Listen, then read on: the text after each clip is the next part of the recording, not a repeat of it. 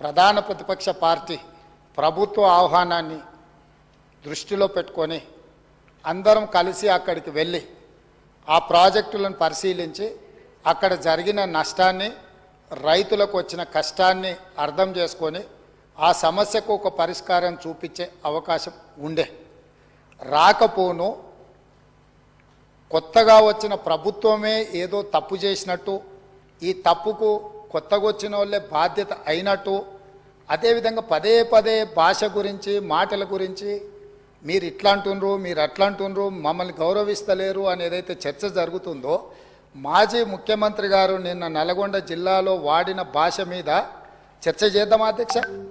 ఏం బీకనిక పోయినరని అడుగుతాడా అధ్యక్ష? మాజీ ముఖ్యమంత్రిగా 10 ఏళ్ళు పనిచేసి కేంద్ర మంత్రిగా పనిచేసి రాష్ట్ర మంత్రిగా పనిచేసి శాసనసభ్యుడిగా పనిచేసి పార్లమెంటుగా పనిచేసి గొప్పలు చెప్పుకొని జబ్బలు జరుచుకునే ఉద్యమకారుని అనేట ఆయన ప్రధాన ప్రతిపక్ష పార్టీ హోదాలో ఉండి ఒక రాష్ట్ర ముఖ్యమంత్రిని పట్టుకొని ఏం బీకనిక పోయినావు అని అడిగితే రా ఇప్పటికే ప్రజల్ని ప్యాంట్ ఊడబిక్కురు ఉన్న అంగి చొక్కా కూడా ఊడబిక్తాం. ఇప్పటికే తెలంగాణ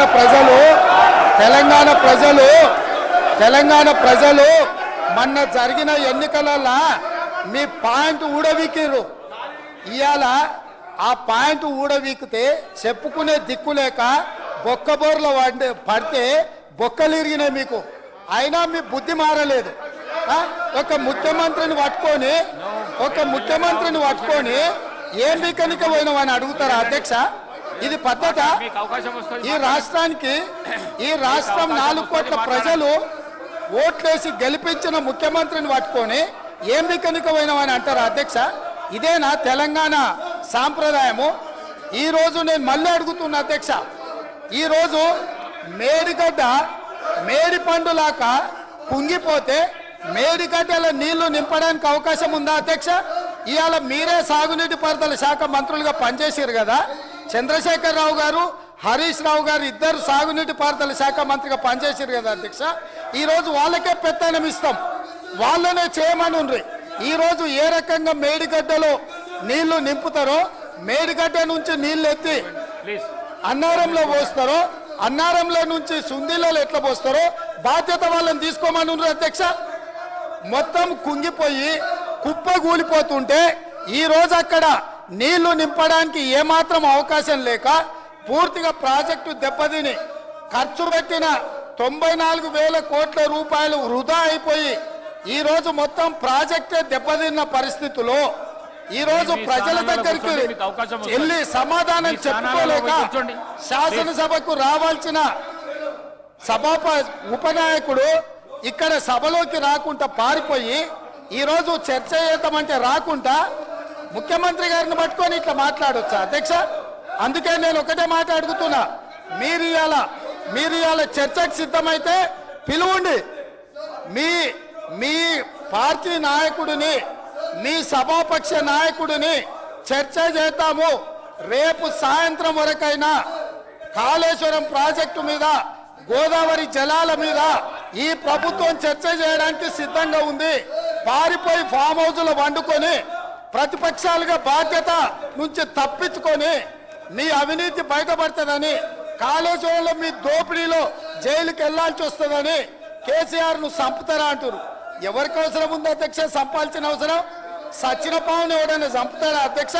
మొన్నటి ఎన్నికలలో ప్రజలు ఆ పావును చేత్తో కాదు కట్టెతో కొట్టిరు అధ్యక్ష. ఆ పాము ఆల్రెడీ సచ్చింది. సచిన పావును చంపాల్సిన అవసరం మాకే ఉంది అధ్యక్ష. ఈ రోజు సానుభూతి కోసము వీల్ చైర్ నాటకాలు, వీధి నాటకాలు ఏంటి అధ్యక్ష? ఇది ఈ రోజు ఈ సభలో చర్చ చేయడానికి ప్రభుత్వం సిద్ధంగా ఉంది.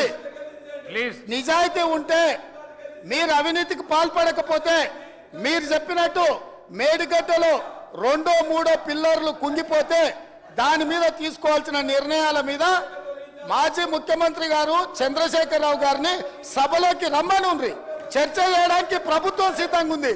పారిపోయి అక్కడెక్కడో పోయి ఆడేదో ప్రగల్భాలేంది అధ్యక్ష? రమ్మని సభకు, వాస్తవాల మీద చర్చ చేస్తాం, మొత్తం ఇక్కడ పెడతాం.